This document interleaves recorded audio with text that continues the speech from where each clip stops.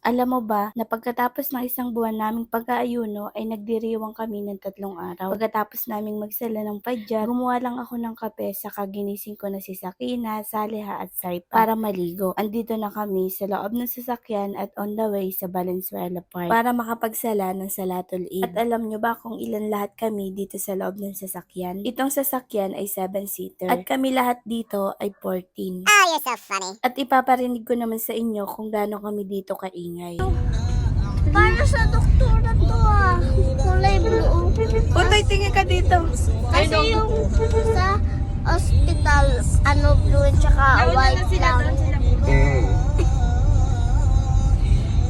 Ang tagal na nitong video na ito, hindi ko pa magawa-gawa kaya ngayon ko pa lang na-i-upload. Remembrance na din kasi sama-sama kaming nag-Eid ngayon ni Ate Sheila, Ate Hana, ako at Shahid. Sayang nga lang wala si Mami, hindi pa rin gumagaling. Inshallah, gawing mabilis ni Allah ang kanyang paggaling. Eto si Baby Ira at ang kanyang umi, si Saleha at si Saipa. Malapit na magsimula magsala. Eid Mubarak po from my family to yours. After naming magsala, nag-picture-picture sa mga kakilala. Maraming salamat po sa aking nakasama sa pagluluto sa loob ng isang buwan. Sa paglilingkod sa masjid, paglilinis ng walang inaasahang kapalit. At sa mga taong sumuporta, maraming salamat po. Alam po namin hindi sapat ang salitang salamat. Insyaallah, biyayaan nawa kayo ni Allah dito sa mundo at lalo't higit sa kabilang buhay.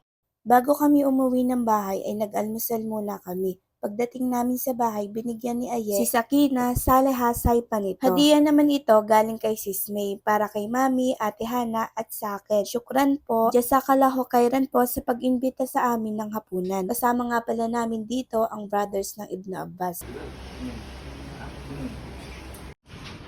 Papakita ko kay Aba. Pwede ka na ngayon.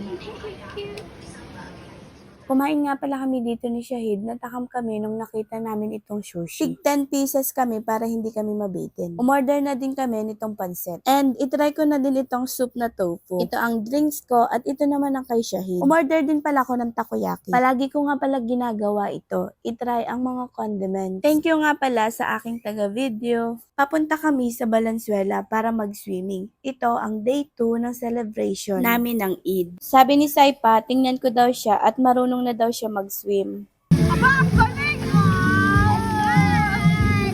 Ang ganda talaga!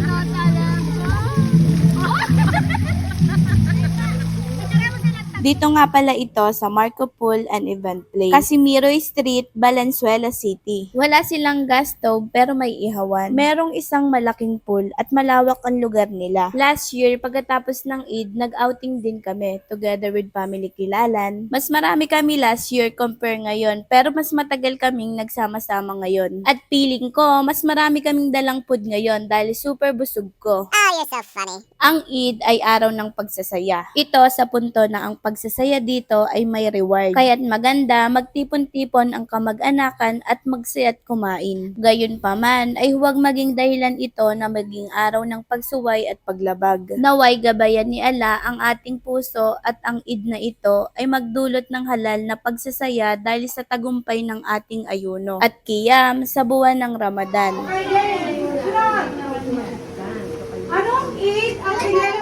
Ito naman ang day 3 ng Eid celebration namin dito sa Masjid Ibn Abbas. Walang ganap dito sa masjid sa mismong araw ng Eid dahil may kanya-kanyang pupuntahan kasama ng kanilang pamilya. Ito nga pala ay araw ng Friday after Juma para lahat ng nag-Juma ay aming makasama. Habang nagpapalaro naman si Ate Jamila sa baba, kami naman dito sa taas ay abala sa pagluluto. Maraming salamat po sa lahat ng nakiisa, lalo't higit sa mga sister na talagang nag-abala sa kanilang mga dala. Shoutout po sa Mubarak Fresh Food, syukran po sa napakaraming hotdog na inyong ipinadala. Super sarap at tamang-tama ang timpla. Ito na nga pala ang lahat ng aming mga pagkain. At dahil tapos na ang palaro, kanya-kanya na kaming kain. Budal fight nga pala ito. At lahat kami dito ay nakakamay. Pag may puro na. Hoy, magbismila kayo! Pwede na go. Oo. La wal